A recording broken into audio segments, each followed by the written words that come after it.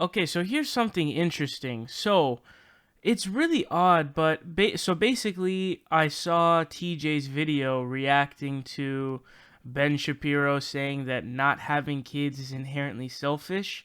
Um, as if people don't act in their own self interest in the first place. But first of all, I want to comment on how weird it is that Ben Shapiro, he's essentially a conservative guy, his entire thing is, to speak about conservatism and politics. And so it shocks me that he's giving advice, and I mean, he's getting pissed at people for not having kids. That'd be like me coming on here. I mean, do what you want, really. I mean, it doesn't really matter if you have kids or not. I don't really care. And that should be something that's up to you. I mean, you should decide whether you want kids or not. I shouldn't propose something like, oh, you should have kids for X, Y, and Z. And then Ben Shapiro is going to say you should have them for X, Y, and Z. That doesn't really make sense. It's just really weird territory because it's not like a policy position, and it's like such a personal decision to make that really is kind of a weird thing where he is, trying to propose something. But okay, so I'm gonna show you guys the clip of Ben Shapiro saying why not having children is inherently selfish. Check it out.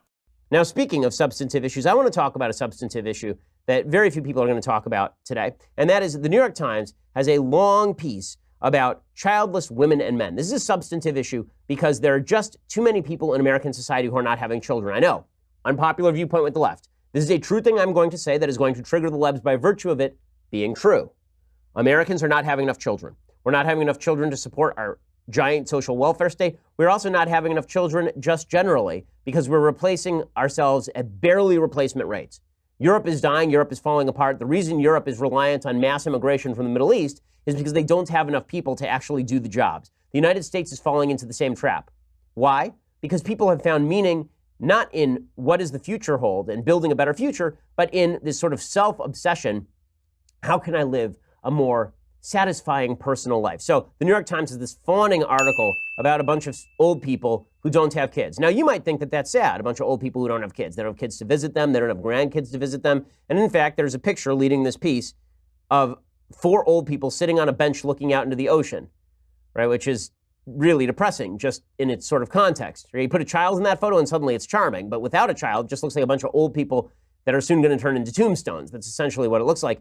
And here's what the article says. The vast majority of American women have children, yet fewer women are deciding to become mothers. The fertility rate is at a record low. When we asked people who don't plan to have children about the reasons for an article in the Upshot, the top answers were the desire for more leisure time, the need to find a partner, and the inability to afford childcare. Many women said motherhood had become more of a choice, and they were choosing to forego it, whether for personal or economic reasons. In response to that article and related one about a woman who is happily child-free, we heard from many older childless women and some older childless men reflecting on their lives without children. Many celebrated their decision. Some wondered what might have been. Others said they had moved from feeling heartbroken to feeling grateful.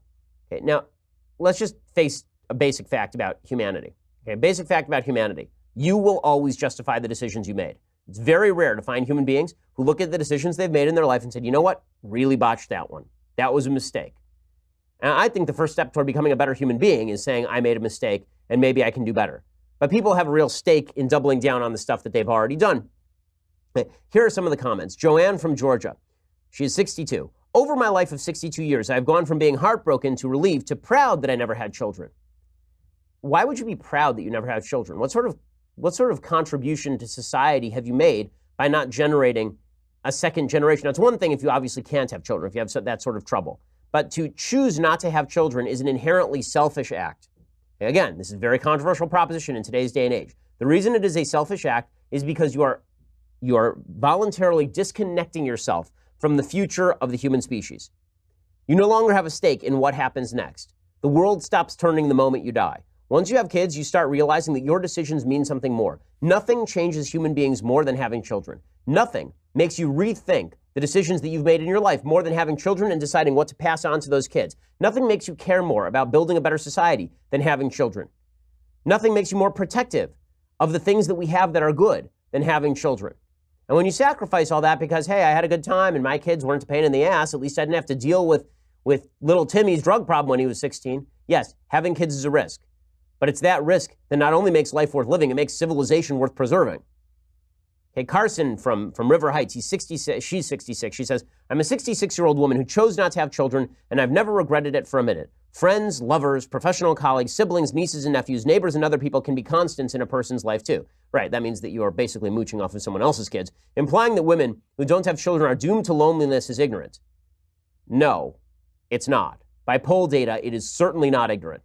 The vast majority of women want to have kids, and they want to have kids for a reason. And just because human beings have an enormous capacity for self-deception and may want to suggest to themselves that everything is hunky-dory when they're 60 years old, living at home with no one else there, in a house by themselves with no kids, yeah, good luck with that. Good luck with that. And then the fact the New York Times is pushing this is pretty telling.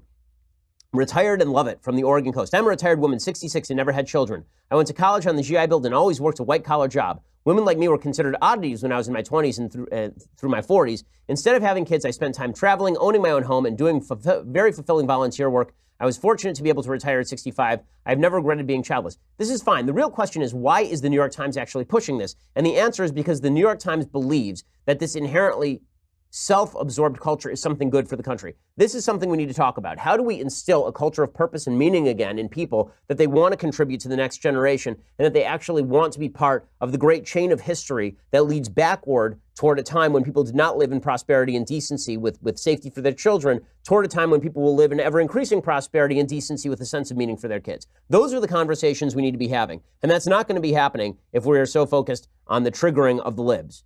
Okay, all that stuff's just not that important. Okay, so this is pretty darn hilarious because I did a video back in January of 2018, which is obviously a long time ago now.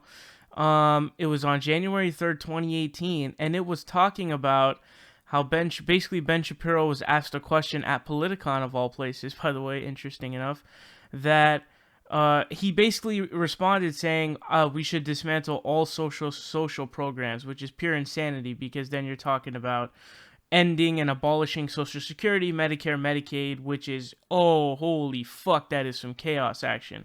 That's retardation past, insanity levels, right? But here's the funny thing.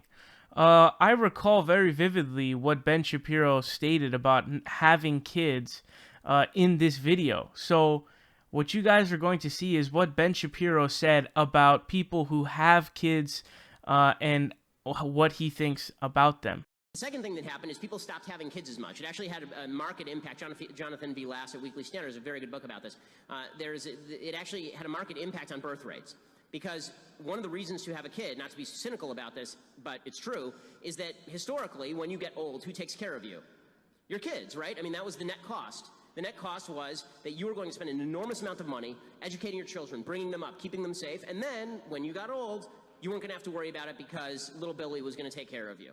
So this is pretty hilarious because he went on this really weird tangential rant about, not having kids is inherently selfish, as if people don't act in their own self-interest. But he just said right there that most people who have kids, it's because they have them for their own self-interest. It's because they have kids to, then later on have a child to take care of them when they're old, that's pretty thinking in your own self-interest. That doesn't seem like, oh yeah, I want, to have kids so that they can live an amazing life and shit like that. No, it's like you're essentially saying I want to have kids because it's going to benefit me in the long run, and that's my goal. So again, we have another case of Ben Shapiro being exposed as a hypocrite. I mean, just dually. And this is not a contradiction, but it's a hypocrisy, because you can think that both sides are could be selfish, but this is a hypocrisy because you go out there saying, oh, not having kids is inherently selfish, but then people who have kids are also selfish. So what the fuck? What side are you supposed to pick? Because they're both selfish according to you. That's your statement. So it doesn't make any sense. He says, and this is cynical. Cynical means believing that people are motivated by self-interest. That's the exact reason why people have kids in the first place. The vast majority of the time, 99.9% of the time, people have kids because they think about their future and they go, oh man, who's going to take care of me when I'm older? So making the, weird claim that not having kids is inherently not selfish in the first place is pretty darn funny.